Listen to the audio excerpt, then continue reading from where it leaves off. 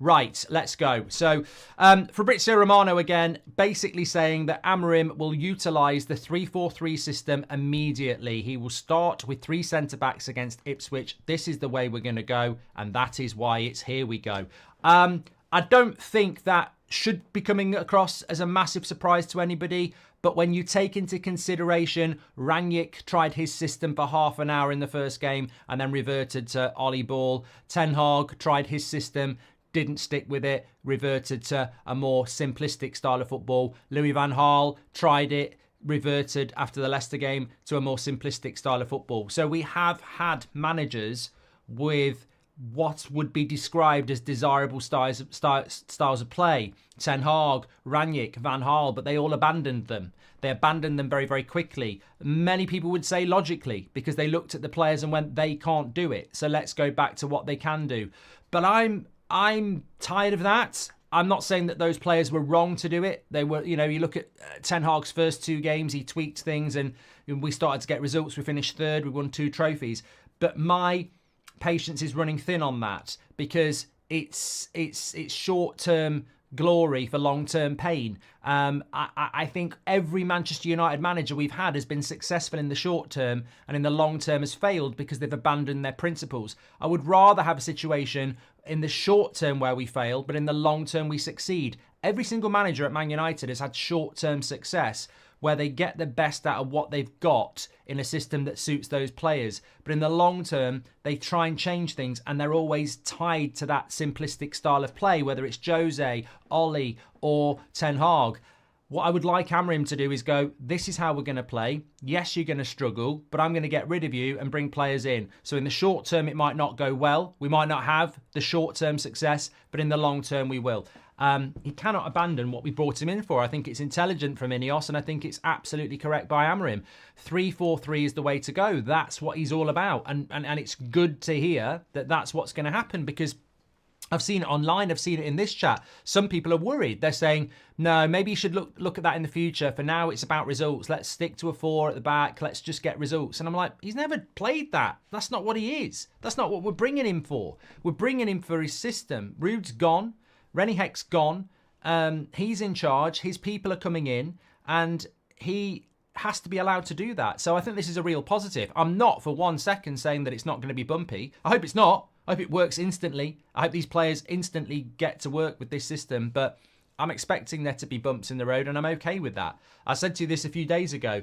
I'd actually rather we didn't have a really good first year like we do with everybody else, and then a crap second and third year. I'd rather have a bad first year and then a good second and third year. And I also think from Amorim's point of view, when you look at the media and the toxicity, even in the fan base, when managers come into a difficult job and do well at the start, that's the expectation.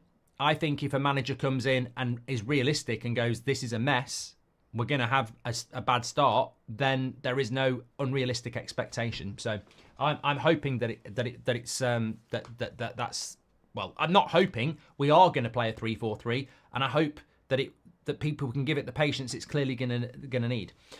Patrick Lynch says, after how Ten Hag was treated by the media, I think the fans should be very wary of the media circus and bullshit that will follow Amorim, especially at the start. We need to be discerning about what is reported. Well, Patrick, I think you make a great point. Thanks very much for your super chat. But I know that this community isn't backwards in coming forwards. I know if I say something or someone in the chat says something, a debate will rage. You know what I think about the media. I think there are certain journalists that are reasonably good, and I think there are certain journalists and outlets that are absolutely toxic. We call them out because they need to be called out because their sole focus is to sink Manchester United. It actually makes me laugh how certain people in our fan base are obsessed with fan content. Like, oh, we've got to stamp fan content out. I mean, what have you done for the last 20 years with TalkSport or TV or certain news outlets? Like, they're not even Man United fans. They are literally toxic around our football club, but we infight again. Oh, let's get rid of fan content. You can't even get rid of the Glazers. What are you going after fan content for? Because you failed with the Glazers? Why aren't you going after the Sun? Why aren't you going after TalkSport? You know, it just makes me laugh that, you know, people who actually care about the club, who might have a different opinion to you, oh, let's get rid of those. But let's leave the mainstream alone, who constantly cause this football club shit with Oh, I've heard this. Oh, I've heard this. Oh, I've heard this dressing room source. I've heard this. You know, we have. You're right, Patrick. We've got to be very, very careful of it. But look, I would say in relation to Amorim, I'll give you a little bit of an opinion, and you can obviously give yours. I said when Ten Hag came in, because everybody wanted Pochettino outside of the fan base, the majority of the fan base wanted Ten Hag. And I said, foreign coach, never managed in the Premier League before, hipster. British press won't like that. It's the same when you bring in someone like Martinez or De Ligt. Oh, he's not very strong. He's too small. The bias comes to the top, and you know the preconceived lies. I said they'll be nice to Ten Hag for a tiny little bit, and then they'll go for him. Remember that interview that Neville and Carragher gave to Ten Hag before he'd even managed the game? It's like he was on bloody trial. So the knives are out for him very quickly. I think because Amorim's got more of a personality, they will give him a little bit longer, but it will be there. They'll be waiting for him, and it will come. It will definitely come. And Ineos need to be prepared for that, because they will come for Amorim. Might take 6 months, might take a year, but they will come for him. Because I don't actually think Amorim is what the media, established, archaic press actually want. I think they want a guy like Pochettino, who's been on the TV, who's well liked by the press, or, you know, they want someone that they've got, that they can get into, really.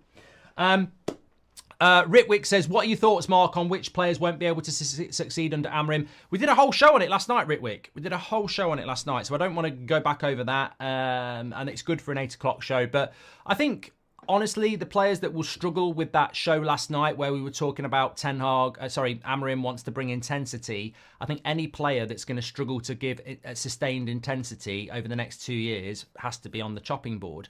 Johnny Evans is too old. Harry Maguire gets injured and is getting older, and is he going to be able to deal with that? Luke Shaw, obviously, maybe Casemiro I think will be all right, but maybe looking longer term he might struggle. Eriksen, I don't think so. So those sort of players. Goldbridge, that's the end of the clip. I'm sure you enjoyed it. In fact, I bet that's the best clip you've ever watched. So there's no reason not to subscribe to the channel, click the bell icon so you never miss a clip again. In fact, smash a like on the video, because we all know only legends like videos, and you are all legends. So please smash a like on the video, and we will see you again on the next one. Thank you very much for watching, as always.